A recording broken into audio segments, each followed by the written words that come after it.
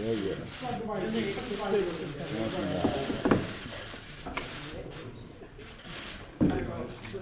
국가경제자문회 제1차 회의를 시작하겠습니다. 이 시작 전에 오늘 참석해 주신 여러분들 먼저 소개드리겠습니다. 저희 당 지도부 어제가 아니고 오늘 새벽입니다. 특검이 제기한 삼성 이재용 부회장에 대한 구속영장이 새벽에 발부되었습니다. 어제는 헌법재판소가 이 변론 종결 기일을 24일로 함으로써 대강 2주 후에 남짓한 기간, 또 두 번째 퇴임하는 재판관의 퇴임 전에 선고할 수 있다는 어떤 불가 예측성이 많이 해소가 된 그런 오늘입니다. 이렇게 적폐오봉이라고 하면 이제 남은 적폐오봉이 박근혜 대통령 한 분입니다. 정경유착의 이 나라의 최대 재벌인 이재용 부회장이 구속이 되고, 그다음 그런 이 막장 드라마를 엄호했던 우병우 민정수석이 남아 있고요. 네. 나머지 박근혜 대통령이 최고봉으로서 이 박근혜 최순실 게이트에 이제 마지막을 정점을 찍게 될 것인데요. 이제 두 사람이 남아 있는 겁니다. 그런 가운데 더불어민주당은 세 가지를 준비해야 되는 상황입니다. 적폐 청산을 위한 정권 교체를 준비해야 되고, 또 그렇게 적폐 청산을 해낼 수 있는 리더십이 출중하고 통찰력이 있으면서 나라의 미래를 새롭게 설계할 수 있는 지도력을 갖춘 대통령 후보를 배출해야 되고요. 그런 후에 집권하면 바로 인수위 없이 가는 정부이기 때문에 정권 교체 이후에 더불어민주당이 집권했을 때 과연 무엇을 어떻게 할 수 있느냐에 답을 내놔야 되는, 이 답은 시간을 주지 않습니다. 바로 시험에 들어가는 겁니다. 취임 첫날부터 산적한 시험을 당할 것입니다. 그런 답을 내놔야 되는 그런 세 가지 역할을 해야 되는 겁니다. 사실 저는 잠이 오질 않습니다. 이런저런 생각을 꼬리를 물고 있어서 굉장히 어깨도 무겁고 그런 가운데 뒤척뒤척 하다 보면 어느 날 그냥 아침이고 회의 나와야 되고, 오늘도 그런 날 중에 하루입니다. 지난번 그 국가경제자문회의 구성을 할 때 상견례 겸해서 오찬 간담회가 이루어졌습니다. 한 분 한 분 정말 무게 있고 뼈 있고 절실히 와닿는 말씀을 해주셔서 감사드립니다. 그날 말씀을 들으면서 우리 사회야말로 급하게 굶다가 갑자기 밥을 먹으면 급하게 먹죠. 그러면 갑자기 비대해집니다. 몸을 생각하지 않고 균형을 생각하지 않고 양껏 먹기 때문에 비대해지는 거죠. 우리가 살아온 세월, 우리가 걸어온 나라 경제도 그런 모습이 아닌가 싶습니다.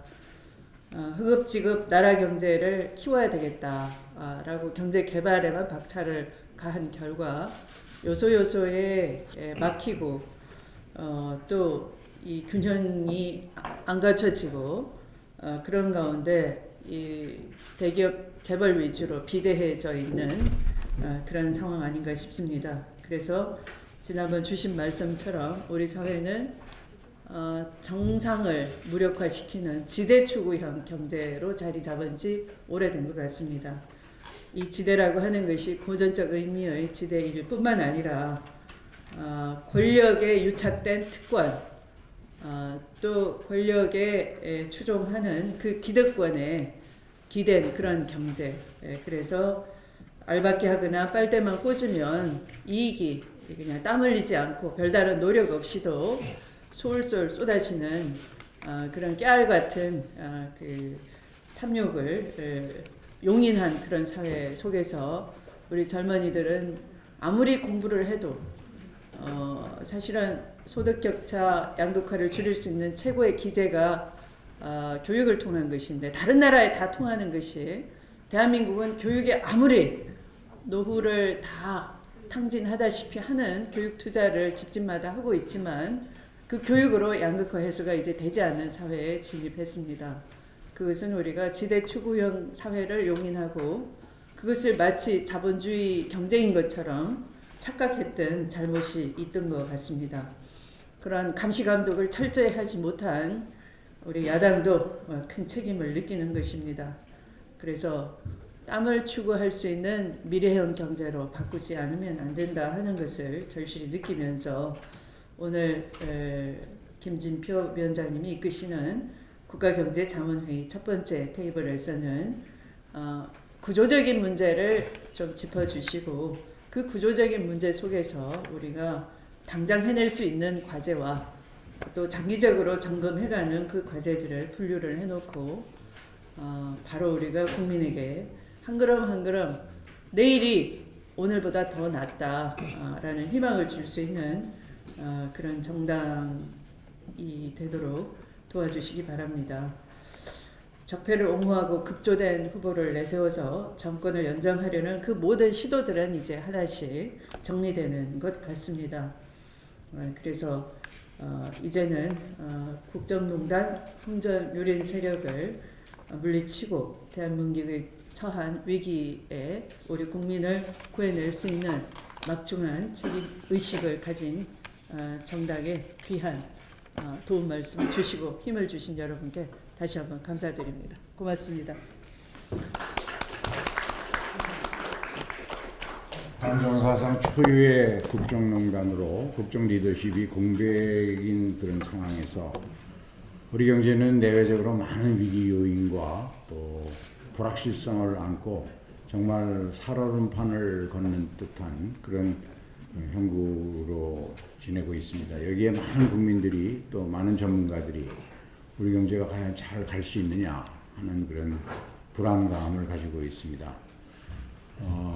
뭐 여러 가지 요인이 있겠지만 직접적으로는 지난 보수 정권 9년 동안 대기업 재벌 위주의 이 수출 주도형 그런 경제 운영이 기대했던 만큼의 낙수 효과는 없었고 양극화만 아주 심화시켜서 이것이 소비 감소, 투자 부진으로 이어져서 지난 8년간에 걸친 장기 저성장의 원인이다라는 분석이 많은 전문가들의 일반적인 분석인 것 같습니다. 이제 정부 당국으로서는 그동안 이런 경기 침체를 가만히 두고 볼 수 없으니까 경기 부양의 하나의 방편으로 부동산 경기 부양, 마치 이 부동산 인공호흡기에 연명해서 경제를 꾸려가려는 식의 그러다 보니까 빚내서 집 사라 이런 식으로 무분별하게 부동산 정책을 쓰다 보니까 가계부채가 무려 1,300조에 달하는 가장 큰 위기 요인으로 작용하고 있습니다. 또한 사상 최악의 고용 절벽을 겪고 있고 방역망의 구멍까지 뚫려서 AI에 이어서 구제역까지 지금 겹쳐서 농민들이나 서민 가게에 큰 부담과 를 주고 있습니다. 이런 상황에서 우리 더불어민주당은 당의 수권 능력에 대한 안정감 그리고 대국민 신뢰 제고를 위해서 그동안 경륜과 전문성을 갖춘 많은 전문가들 오늘 이렇게 한자리에 모셨습니다만 모시고 국가경제자문회의를 구성하게 됐습니다. 추미애 대표께서도 말씀을 주셨지만 여러 가지 이제 산적한 경제 현안에 대해서 그 구조와 타겟책에 관한 말씀을 기대합니다만은 특히 오늘은 첫 번째 전체 회의이기 때문에 우리 정책위원회에서 현재 많은 전문가들에 의해서 우리 경제의 위기 요인이라고 지적받고 있는 가계부채, 구조조정, 물가, 무역 이런 문제들을 관련 자료를 정리했습니다. 참고해 봐 주시고요. 그 핵심적인 것들만 좀 말씀을 드리면, 가계부채 문제는 최근에 한국은행이 추계한 걸 보면 작년에 미국이 금리를 0.25% 올렸는데 11월 말이었나요?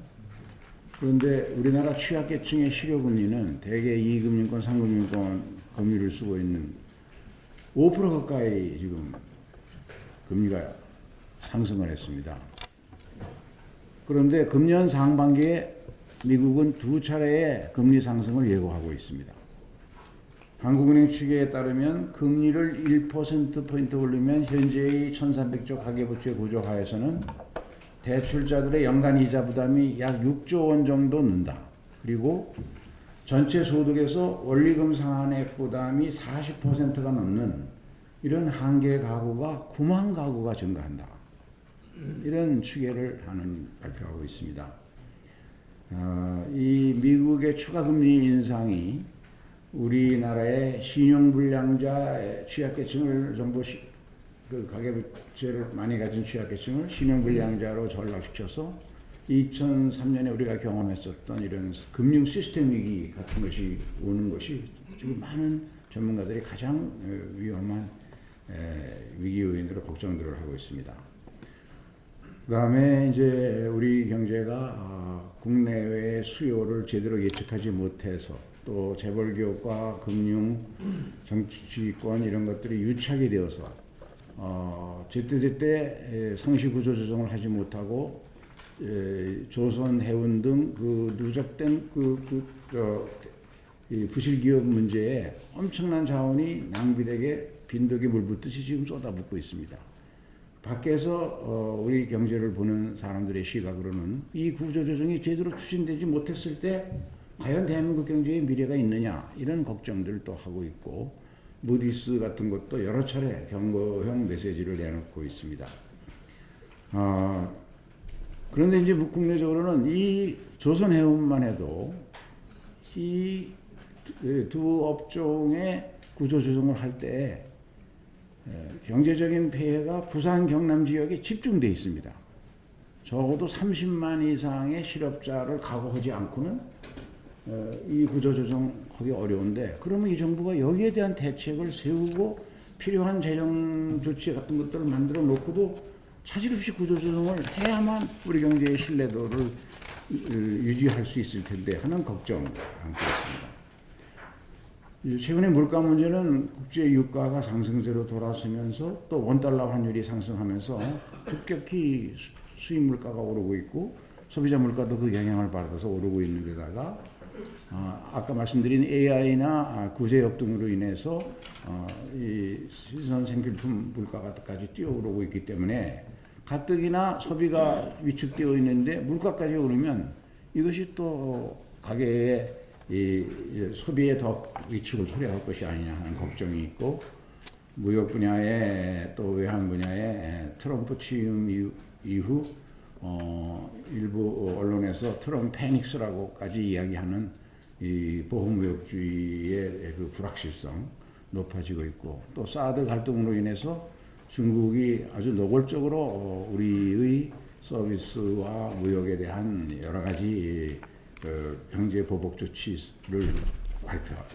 시행하고 있고, 이런 것들이 좀 어려움이 있는 것 같습니다. 이런 문제들에 대해서 그동안 우리 당이 나름대로 정책 대안을 만들어서 정부에 촉구하고 또 해왔습니다만은 현재의 그 리더십 공백기에 제대로 추진되는 것은 별로 없는 것 같습니다. 그런 점에서 오늘 이 국가경제자문위원들께서 이런 문제들에 대한 좀 의견을 피력해 주시면 말씀해 주시면 저희 당이 현재의 경제의 어려움을 뚫고 국회에서 필요한 조치들을 취해 나가는 데 큰 도움이 될 것 같습니다. 전에 사전회의 때 말씀을 드렸습니다마는 전체 위원님들을 7개의 태스크포스로 나누어서 활용을 할까 합니다. 각 교수님들이나 또 당사자님들의 그 전문성 이런 것들을 고려해서 저희가 가안을 짜봤습니다만 한번 참고해서 의견을 얘기해 주시면 또 조정할 수 있도록 하겠습니다. 그리고 이번 오늘은 이제 그렇게 하고 우리 당에서는 정책위원장 오늘 나오셨습니다만은 당의 이 대선 공약을 경제 분야까지 망라해서 지금 작업 중에 있습니다. 그래서 대개 2월 말 되면 어느 정도 성안이 될 거기 때문에 그 안을 국정자문위원님들께 미리 보내드려서 다음번 회의 때는 그 당의 그 중장기 정책 또 그다음에 우리가 정권의 책임을 맡게 됐을 때 단기 타개할 정책 이런 것들에 관해서도 태스크포스별로 사전 회의를 좀 하시고 의견을 집약해서 좀 저희 당에 주시면 앞으로 당의 대선 공약 마련에 큰 도움이 될 것 같습니다. 감사합니다.